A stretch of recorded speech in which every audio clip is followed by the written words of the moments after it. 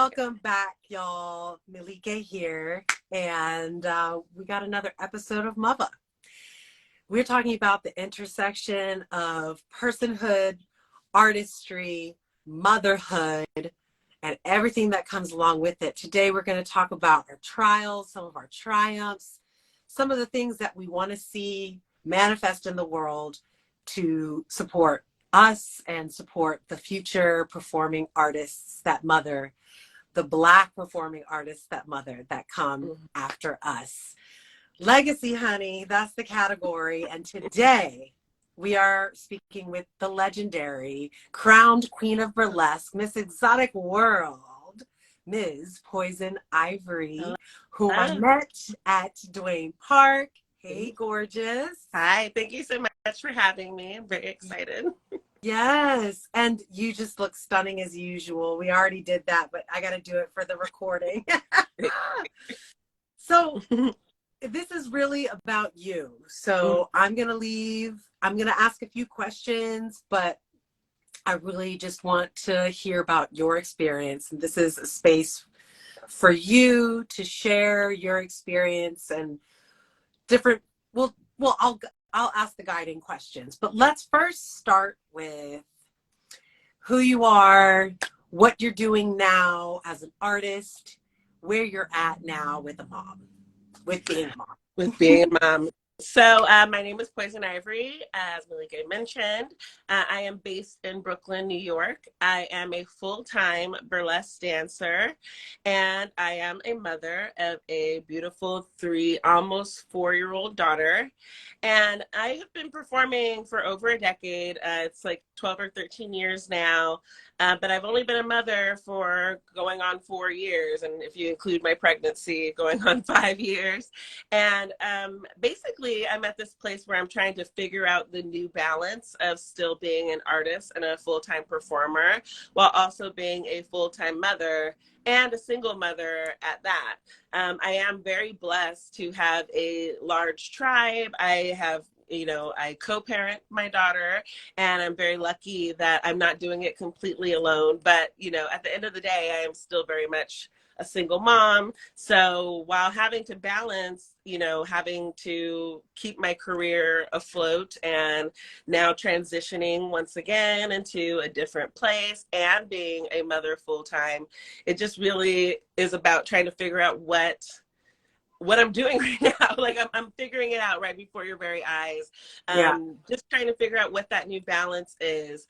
I think maybe you can attest when you are a performer and you create your image in one way and then having to transition into a completely different type of person. Like, yes, Miss Poison Ivory is still Miss Poison Ivory, but I can't erase this idea that now I am a mother and I have to factor everything that I do as an artist through that lens. Yes. And really trying to figure out like who I am again. It has been a challenging journey over these last few years, and I'm still trying to get my footing, but I do feel like I'm moving forward. And there isn't really a guidebook on how to do this. Like, we have a lot of celebrities who have had children and have moved forward in that way. But, as a burlesque dancer, my celebrity is very much contained into a small bubble, which, you never know what the future holds. I'm open to receiving all types of stuff. Yeah. But because there's no playbook on how to do this, I really am just kind of moving in, using my instincts, I guess, and just trying to figure out the best way for me to move forward with my daughter in a way that feels good and authentic to my brand, but still incorporating this big change that I have gone through in my life, which is becoming a mother. And it really is embodying this totally new being, right? That has these tendrils and tentacles connected to this other soul and their body and everything that they've come here to do on this planet. And that's one of the things that keeps coming up in the conversations is how it's just this instinctual journey that we're kind of following. And as an artist, I think, and what I feel like we're deciding is that, like, part of being a performing artist is like you're equipped with a special toolkit Mm-hmm. of being able to improvise Yeah. in the moment and have this cultivated instinct and how to act and react and Yeah. be in spaces that are unknown territory. Every stage is unknown territory, right? Yes, definitely. Even the places that you perform regularly are still unknown because it's always a different audience, and no performance is the same. So yeah, it's this. My profession is built in this idea of having to think on your feet, Yeah. so to speak. Yeah. So it's like we're perfectly poised to do this task of raising a tiny human, teach them the ways, because it's so much. That's so much of like life. What's that meme say? It's like one day you wake up as an adult and you figure out that everybody's fucking winging Yeah, it. Like the greatest lesson ever learned. No one knows. literally, like nobody knows what the fuck's going on. We're just figuring it out. Okay, we can say fucking here. I wasn't sure. In this space, we are allowing that. Yes. My kid's too young to see this. It'll be Yeah. in the archive, but beautiful. That's so cool. It's so reaffirming, Mm-hmm. even to hear you speak on your experience. I'm like, yep, I feel that too. So it just makes me, yeah, I'm so happy that we're here. And I guess my next question will be, if you were to like distill like your creative gift and like speak to that, what do you think your gift is in your form of expression as a performer? What gift do you feel like you're bringing and you want your intention want to bring to stages, to life? So, as a burlesque dancer, it is about creating a fantasy, so to speak. I think what I bring to the table as a performer is this idea that everyone thinks that in order to be on stage, it takes this incredible amount of confidence, right? However, when I hit the stage, I don't ever feel confident. I'm always stressed and worried, especially when I was performing when I was pregnant and like not knowing how any Wait, audience is perceiving. pause. Yeah. How pregnant were you in your last I was pregnant show? 8.5 months pregnant during my last performance. Yes. Yeah, and I headlined my last show. I think my last festival, I think it was almost 8 months. Whatever the cutoff was for not being able to fly anymore Right. was Right. when my last traveling show. And then I Wow. did my last local show. I believe it was at the Slipper Room was my last in-person performance. So 8.5 months pregnant then. How did that feel? Terrifying, especially because I had already established who I was as a performer. People were very familiar with what I was bringing to the table. And so it felt like I was starting back from the beginning as a performer. Each time going on stage, not knowing how my costumes were going to fit, not knowing, how the audience was going to receive me. I really had to tap into the vulnerable side of performance, which I think is my strength. Like speaking back to the question you asked me before, I think what I always bring is this level of vulnerability, because I believe that as an audience, that's the part that you connect with.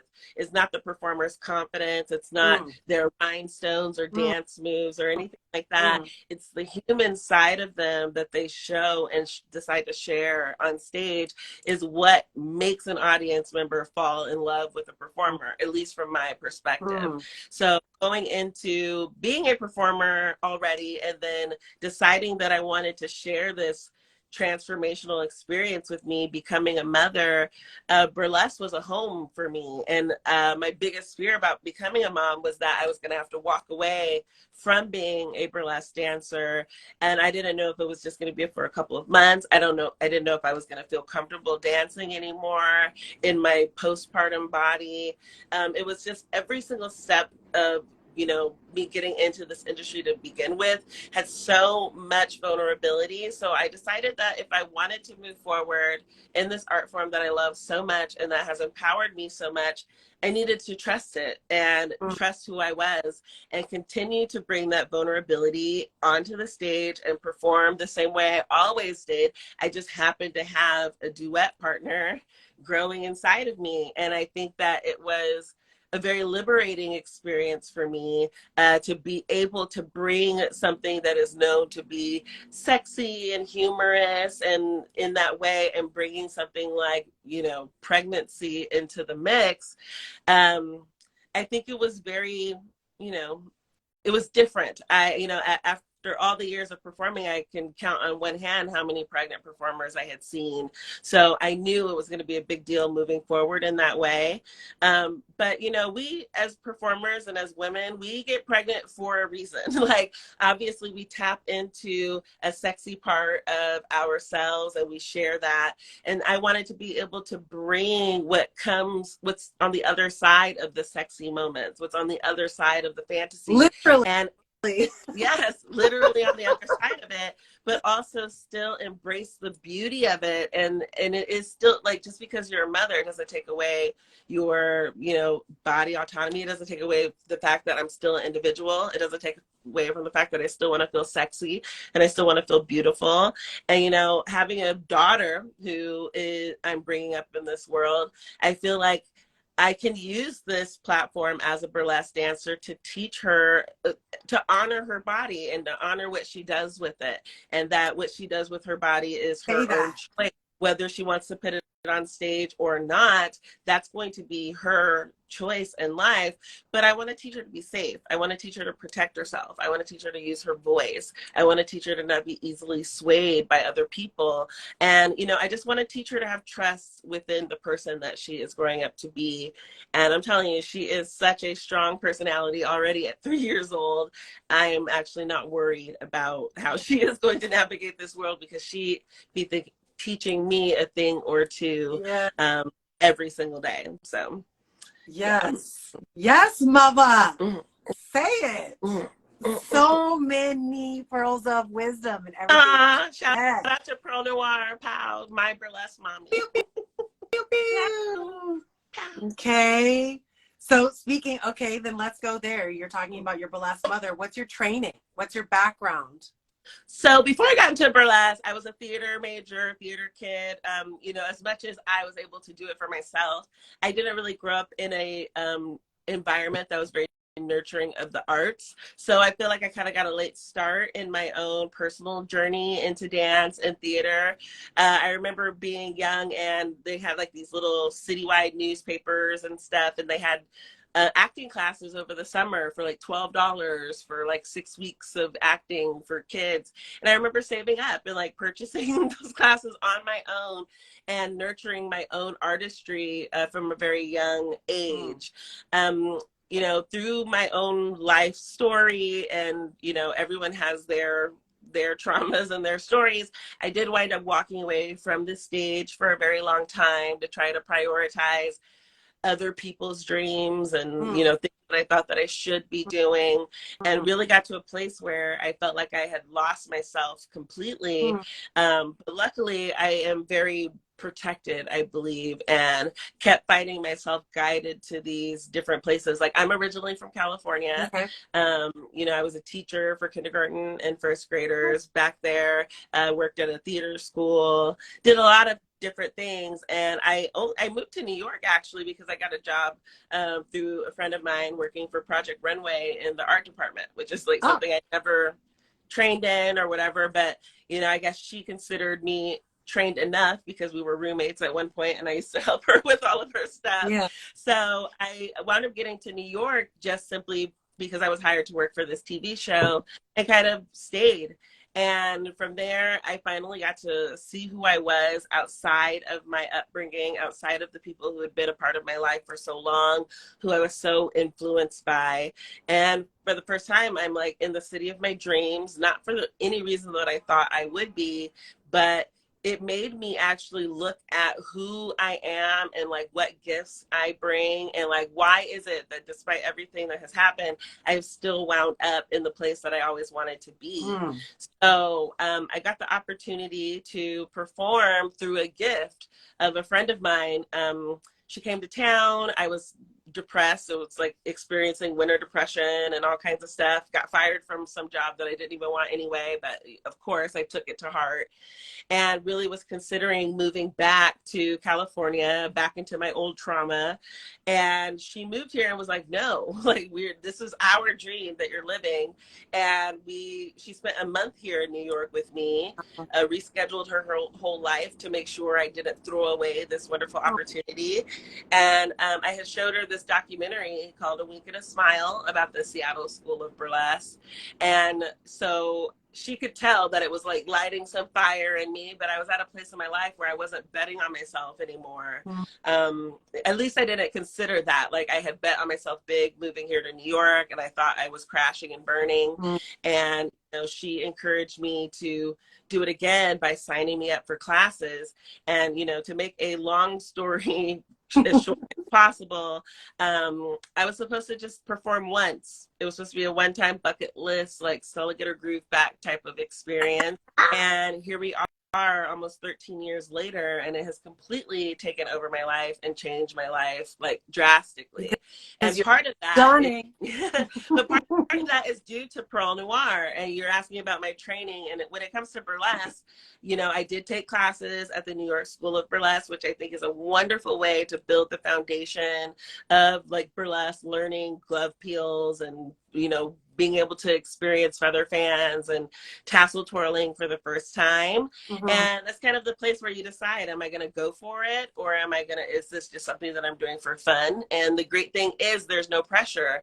However, there was a student showcase coming up, and my friend who bought me the classes was leaving the day after the student showcase. So I decided to go ahead and sign up so she could see me perform again, because she was a theater major with me as well in college.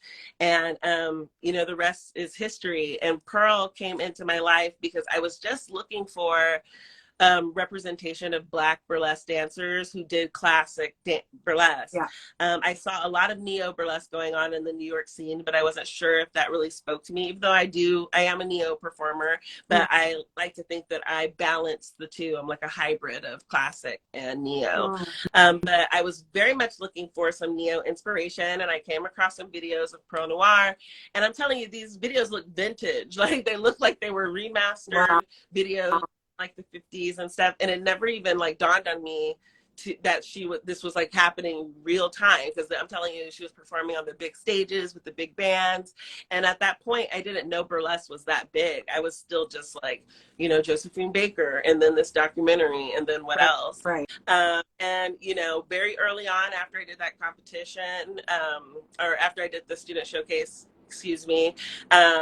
I wound up meeting Pearl and getting into a little competition for newbie performers. Asked her for some advice backstage, and she was like, if you're gonna raise your arm, I need you to raise your arm. And I was like, okay. She twirled off into the night, basically to go on stage and perform. But since then, I was like, I've been blessed by the burlesque goddess herself, giving me this, little nugget, a pearl of wisdom, that has now been coined as that POW. But I took that and I moved forward, and now here we are. And she has been my burlesque mentor this whole time. She started the House of Noir back in 2016, and I am one of the founding members of the House of Noir. We have traveled. We also competed at the Burlesque Hall of Fame and won Best Large Group first time out the gate, because we're under her. This woman knows the freaking calculations or whatever, what I'm trying to say. The equation. She knows the equation. She knows how to, make a star if she sees that inside of someone. So I've just been very blessed to be so guided and loved and nurtured as a burlesque dancer. And even though she is not a biological mother, she is very much a surrogate mother. And because I didn't grow up with my own mother, I do feel like I'm learning a lot of things through how she's mothering a bunch of grown ass people and just watching how she's doing it. Cause like we never really grow up, do we? Like our inner child and our childhood traumas follow us forever. So there's been a lot of interaction between me and her that has been very healing for me, that has helped me navigate being a mother and a performer and also a businesswoman. I would say my training is a background in just love of performing arts, but my burlesque background and my training in motherhood is really contributed, or I like to attribute, you know what I'm trying to say. I credit it to Pearl. I credit it to Pearl. She has definitely been a angel on earth for me, helping to guide me and navigate me. And I don't know where I would be, honestly, without her guidance and love. So if you're watching, Pearl, I love you. Yeah, that's beautiful. It's really important. I mean, even your biological parents or people that are your blood relatives show up, but I think it's your soul family that really I think shapes a lot of us. Absolutely. Especially us young Black girls, because the world can be very unkind. And it's really important for us to have sisterhood and have community. And that's kind of was my impetus for creating this experience, because I need to talk to the other moms and just share, and also use my platform to help performers who, not all of us are singers, have a voice. I know you host too. I do. Yeah. And so, you know, it's all just, it's a full circle moment, I think, for me, that I'm experiencing. And I think for a lot of us, the people that I'm bringing in and I'm asking, I'm sure you know a lot of other burlesque performers that are going to be part of this. And everyone's like, hell yeah, let's talk. Dang, I love it. I love it. Yeah. And I follow Pearl Noir as well. I found her randomly during the pandemic, before I ever did work in burlesque, and just loved the healing sensuality concept. It is, I mean, I've always kind of magnetized and gravitated toward that, for better or worse. And she definitely is somebody where, I mean, it just shines right through, just like a crystal beam of light. Like, you should take some classes with her, girls. You could do her Healing Through Production program. I am heavily with her. I think you would love it. Love it. Like, definitely focuses on women, femmes, and mothers, and she has gagging right now. Like, yes, I would love that. Let me know. Like, if anyone is interested, it has been life-changing for me. Her Healing Through Seduction trademarked program, and just finding myself and finding that self-love. Like, you are absolutely right that building this community and stuff is very important. But like, as we all know, community is just built up of individuals. And so we also have to make sure that we are able to protect ourselves from the wrong type of energy that wants to possibly infiltrate a very beautiful vibe that you're creating. So yes, it is. I'm not. No, I want to come. Yes. Can you? Yeah, maybe send me the information and I can plug it in the caption. Yes, I will. Oh, definitely. And also, I mean, I, like you mentioned before, I do host. I also produce my own shows. I actually have one coming up this Sunday at a beautiful venue called Whisk and Whiskey in Brooklyn. It's a nice kiki experience. I am co-producing with my sister Jim, Joyce Leanne. And it's a vibe. It's POC owned, women operated. It's a bar and a bakery, so there's lots of delicious eats and a vibe. And I know this that we're not supposed to eat. That's what I'm doing. Wait, so what time is the show? Give us a plug. Doors are at 7 p.m. The show starts at 7:30 and it lasts for about an hour. But yeah, I will put that I will give you all the information so you can post that stuff. Tickets. Yes, there are tickets. You can slide in if you want to follow me, Miss Poison Ivory under here. You can just go into my bio and all the information is there. Yeah. Thank you for letting me shout out my show. Oh, for sure. Will this be ongoing too? Hopefully this will be our second show. We're trying to figure out if we want it to be monthly or bi-monthly or quarterly. But we're using this show that's happening Sunday to really solidify how we're going to move forward. We had our first show that went really lovely, but we did a bunch of tweaks. We got an alcohol sponsor, stuff like that. Because if I have my name or Poison Ivory Productions a part of it, I really am trying to amplify the experience and also highlight businesses of color and venue owners that are not just, the typical of what we're used to. Yeah.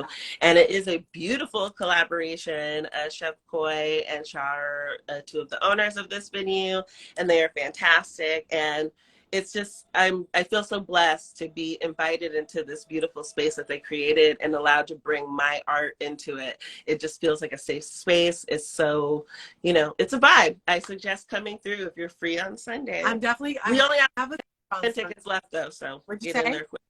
I said we only have like 10 tickets left, so if people are interested, they got to get in there quick. Yeah, I think I have a sitter Sunday night. Maybe I can come through.